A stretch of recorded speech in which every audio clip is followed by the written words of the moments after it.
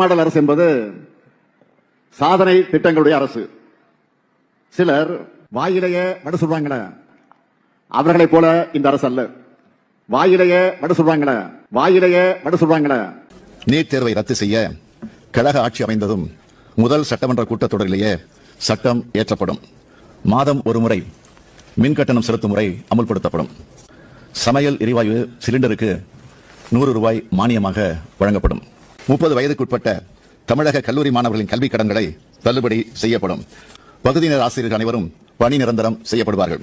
அனைத்து தரப்பு மக்களின் நலத்தையும் கருத்தில் கொண்டு பெட்ரோல் விலை லிட்டருக்கு 5 ரூபாயும் டீசல் விலை லிட்டருக்கு 4 ரூபாயும் குறைக்கப்படும். அரசு பள்ளி கல்லூரி மாணவர்களுக்கு இலவச டேட்டாவுடன் கை கணினி டேப்லெட் வழங்கப்படும்.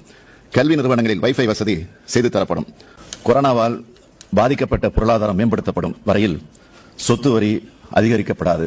போக்குவரத்து தொழிலாளர்களுக்கு மீண்டும் பழைய ஓய்வூதிய திட்டம் அமல்படுத்தப்படும்.